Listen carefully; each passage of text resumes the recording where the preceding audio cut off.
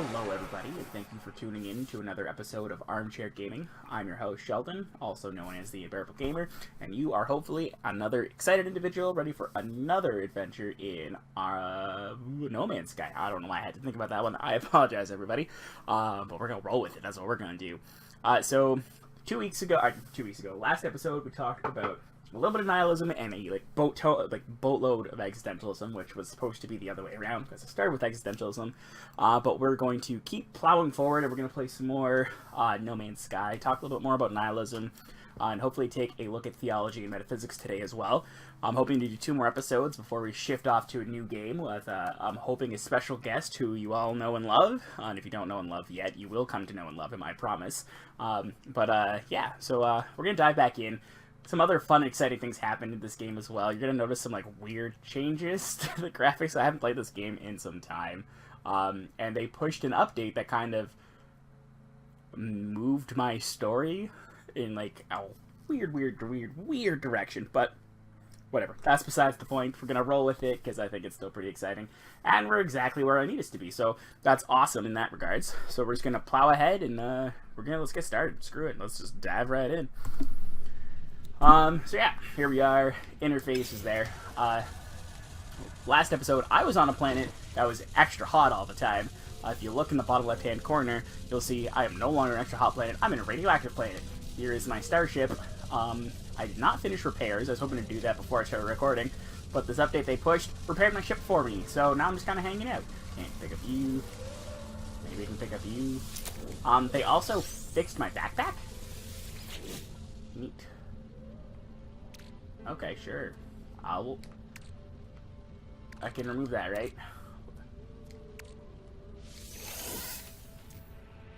I don't know what I did there, but okay, cool. Doesn't matter. Does not matter. But in fixing my backpack, they also broke it because it's telling me I have a full inventory, but I certainly do not have a full inventory. No, wrong button. So yeah, here we are. There's my spaceship. You see all my components are fixed. I don't know what that is. I don't remember picking that up. I remember picking that up, that all of these look familiar. That's familiar too, although I don't still know what they do, because that was after I stopped playing it first time around. They changed how you interact with your multi-tools. They changed a whole bunch of stuff. Now I've got to, what do I do with I don't know what this is. But they changed how you interact with everything. So, there's a general, inventory. There's a technology slot for, upgrade components. And I can't build. And now there's a cargo compartment for... I have no idea. I don't know, but we're going to find out today. But first and foremost, I promised in the last episode that we were going to go to outer space. So let's do that. Here's my ship, the Rasa Mama? Is that what it was called? We're getting out. I want to see if that means. Shut up. Stupid exosystem. Yeah, the Rasa Mama. There we go. Why not? So, as you can see, spaceship is good to go for some strange reason. I'm not moving very fast. Got a fun little cockpit. No arms, though. Photon cannon. But, let's take off. Oh, maybe I was going to work. It was a little slow to respond. Oh, yeah. Alright, so, we're taking off. We can hang out in the atmosphere. We can hang out on planet. But we can also go up. Oh yeah, no, I don't want to do that. I want to go fast. Nope. There we go. Gotta figure out the controls again. So it's been a few weeks since I played this game. Shortly after my last recording. Here we go. So, here we are. We are in outer space, like I promised. For those of you who are unfamiliar, this is what No Man's Sky looks like.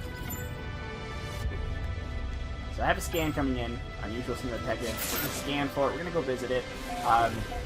And as we are traveling to that little beacon, actually, you know what, let's travel first.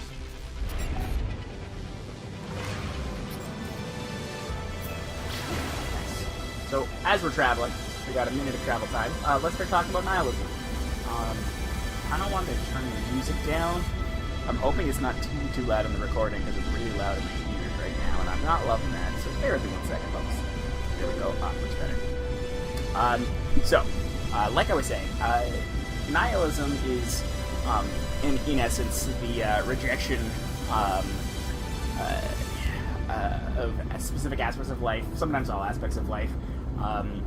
For those of us who are Rick and Morty fans, you might recognize the Meeseeks as a form of nihilists. I'm not so sold on that one, but a lot of people who are like fans of Rick and Morty see them as nihilists because for them, existence is pain. I don't think nihilists typically insist that existence is pain. They just think existence is meaningless. And Morty has that quote with his sister, I guess his like second sister, after they kill his, like after him and like Rick and Morty that universe die. There we go. Hey, look at that. We have arrived. This is not where I was supposed to be. I should put on those brakes. This is not where I was supposed to go, but that's good. Enjoy that rock for just a second. I'm gonna go visit that signal first. Oh, hello. That's very close. So, before I start like joke sitting there again, there's the beacon. And look how long it's like arriving in 1 day. Like if I coast at my current speed, it's gonna take me 1 day to get there. 2 days now. Turn up the speed a little bit, we'll go 92 units per second. Now it's 6 hours. A little bit faster I can go without using like pulse thrusters, 4 hours. So, it truly doesn't fall under like a branch of nihilism, but I feel like it lends itself well to this feeling of emptiness and this feeling of nothingness that exists in or that like is like supported by nihilism. The vacuousness of this galaxy is bananas. They built such a large-scale galaxy for us to explore, and like they crammed it full of stuff, but they made that stuff feel so far apart. And I feel like while it doesn't directly display nihilism, it certainly begins to kind of give us this feeling of emptiness, right? Like, so I'm boosting as fast as I can now, or still taking a bit of time to get here. I could warp there and it would take me almost no time. This is 13 minutes, like, the entire video would be done. Oh shit. Oh, those are asteroids. There you go. So we're out of this asteroid belt, and now it is just, if I go to boost mode, there's just this daunting emptiness everywhere. We know there's something ahead of us, so it truly cannot be a purely nihilistic universe because there is existence that's proposed by the game itself, but it feels empty and vacuous a lot of the time. And that might actually be a good time to lead into metaphysics as well, which is essentially like what things are made of. Ooh, that was a fun sound. Alright, go. There you go. So we'll spend some more time talking about nihilism in this game as we begin to encounter different alien life forms, because they all have something to say, something to do, and the fact that they all have different moral constructs kind of, at least from my perspective, suggests that morality is intrinsically cultural or speciesist? I don't know what the word would be there. We're gonna go with cultural, which means that there is no inherently real morality. Morality is artificially generated, and I think that plays well into our world. Like, when we look... Oh, my pulse engine's out of fuel. That's not good. Let's slow it right now. What does my pulse engine mean? When we look culture to culture, there are some things that we all see, and we're all like, yeah, that makes sense. I understand. What do I do here? Okay, I have 0 slots for that. That's fine. Pulse engine. What do I fill you with? Iron? Not much more iron. Are there asteroids I could be mining? Cool. We'll mine some asteroids as we're talking. Oh, no. I don't want to go backwards. I'm going to go forward still. But there... As we interact with different alien species... Oh, fudgesicles. Fungal, mold, gold, iridium, and iridium. Yes. Okay. So that's not happening. Alright, we are just flying to that planet. 22 minutes away, that's fine. There we go. 2 minutes and 40 seconds here, I'm lying to you.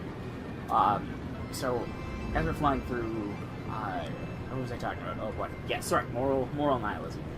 The absence of morality as proposed in this game. So, morality seems to be non-universal in this game. As you interact with different alien species, like I think the species we're closest to now, they're primarily traders, and their moral compass is dictated by, or their morality is dictated primarily by what a good bargain is, and trading in good faith. There are alien species here who primarily deal in warmongering. There's an alien species here who are like silicone-based computer life forms who choose to unravel the mysteries of the universe. Woo, that was scary. Yeah, I know I got no free shock. I'm just trying to not die. Ah! Ah! Woo, that was a little scary. That was harrowing, as it were. There we go, 1 minute left. So as I was saying, because these guys, like, there is clearly an underlying, I guess, like, rule of don't kill each other. Like, the most basic of social contracts, you don't kill me, I don't kill you, we'll get along just fine. But even then, the warmongering species wouldn't abide by that, purely because war precludes not killing people, right? In order to, like, be successful at war, you have to kill your enemy or have them surrender, and even then you have the option to kill them. And that would be a positive on your moral compass. So, it's... Shut up, you stupid spaceship. It's tough to see that there isn't, or it's tough for me to see anyways, that this game suggests that there is a universal morality, and like there is a theological creature who we'll be interacting with probably next episode, who suggests that there might be some kind of moral universality. But even then, there's also a group of aliens who go! Nice. Oh shit. Woo!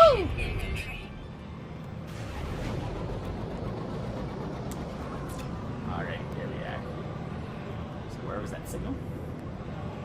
It's gotta be somewhere here, right? There it is.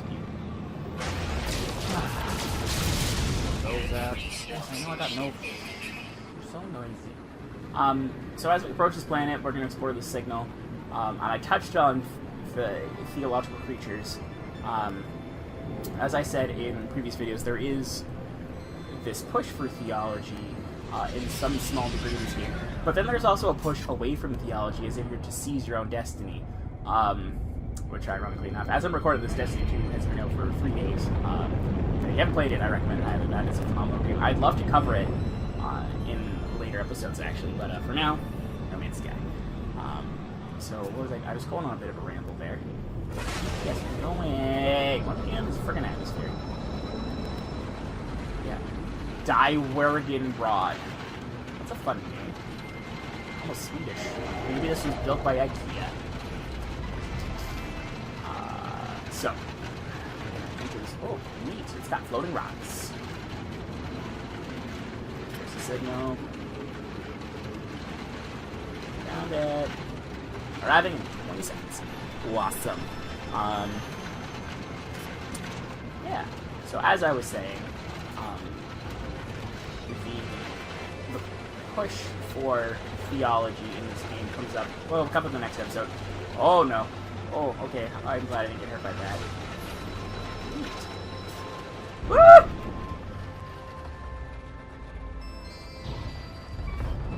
That one hurt. Oh, that one took a lot of my shield away. Oh boy, where am I? Jesus, take me. That was neat. That was an exciting adventure. I didn't know my spaceship could get hit by planets. I should know that. Oh, shut up. Find the new landing spot then. There we go. Perfect. So yeah, I have a little bit more about nihilism, specifically moral nihilism. We can talk about metaphysical nihilism, but I think I've said this before. I truly don't believe this game presents poison rain. Man, what am I gonna do with poison rain? I am not very far. I'm not very close to that. Hi, friends. I'm almost in. Can I scan you, please? Oh, they changed the scanner too. Hi, T-Spy. You're the same species. Are you? You are not. You're different. Gimme. Nice. Oh, they changed the way the scanner works. That's awesome. Oh, it's got a recharge now. Yes. Oh, different. Never mind. I need iron. I don't have any iron. Okay. So let's go to this signal, and that should wrap this episode up, actually. So metaphysical, as I'm walking there, I'll talk about it. So metaphysical nihilism is the rejection of, like, I could say metaphysics and, like, really cop out there, but it's the rejection of reality in and of itself. So that makes more sense. So metaphysical nihilism deals primarily with the, like, principle that the real world is non. They don't actually, like, the physical constructs that you and I interact with, like this delicious glass of Canadian whiskey, doesn't actually exist.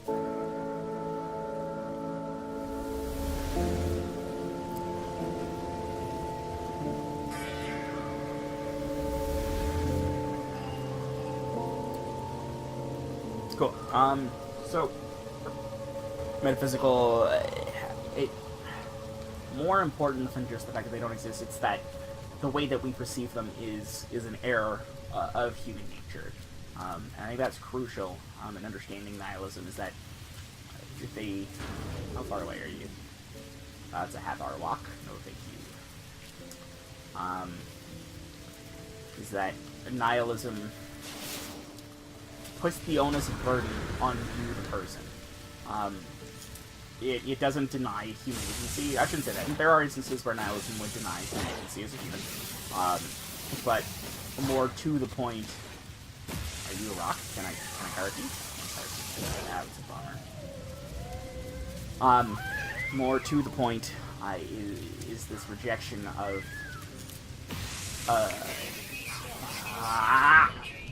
I hate you. Alright, so this is where we're going to leave the episode. Nope, I'm going to finish that sentence. That's what's going to happen. We'll finish the sentence, then we're finishing the episode, so we'll walk back to the spaceship. When I say that metaphysical nihilism rejects, what do you mean? Carbon? I don't care, we're not for carbon themes. When metaphysical nihilism denies the metaphysical world, and as such, the constructs as objects that we understand them aren't real, it suggests that there is a universe that exists, which is why this game can only suggest very vaguely metaphysical nihilism is a true thing. But what we observe... No, that sentence started going the wrong way almost instantaneously. As did I. I got confused there. Oh god, Sheldon, fly your spaceship like a normal human. Oh, that's gonna hurt. Or not. That's good. What was that? That's the sound of rain. I was wondering what that was. This is a very long episode, and I apologize, guys. I'm gonna wrap this up, like, short sentence, I promise. So metaphysical nihilism rejects, like, the physical world as you and I understand it. It says that what we see is not true, and that both includes physical objects that we perceive and interact with, as well as time itself. Basically, it's just a way of saying the way the human mind understands and perceives the universe is incorrect. It's wrong. It's all wrong. Everything we see is a construct artificially created by us that is inaccurate. And on that note, we're going to end the episode. Holy Hannah, I apologize. It's a bit of a ringer. It's a little bit longer. I promise the next one will be, like, cut down by a few minutes. I just really want to make sure I talk more about nihilism, because I really jinxed you guys the last episode. Anyways, thanks for tuning in. Nope, hold on. Thanks so much for tuning in to today's episode. I hope you enjoyed, and I hope you learned a little bit of something. I'm going to push the story along a little bit further. We're going to go interact with God in the next episode. Or maybe not God, I guess the creators of the universe. Probably a more apt description. As we begin to broach theology, which is the study of the existence of God and or gods. Because theology can be monotheological, polytheological. I recently read a paper on autotheological, which I assume deals with, I shouldn't say I assume, like, I understand it, I don't really like it that much, deals with the idea that God is in ourselves, which still not sold on as, like, a smart branch to follow, but fine, whatever. Anyways, thanks for tuning in, guys. I hope you enjoyed, and I hope you tune in to the next one, and I hope you guys are learning stuff, and I really look forward to commentary on what you would like to see being evaluated next. So thanks for tuning in, and I hope you tune into the next episode. Don't forget to check out the Scholarly Gamers website, and I will see all of you on the next video. Bye!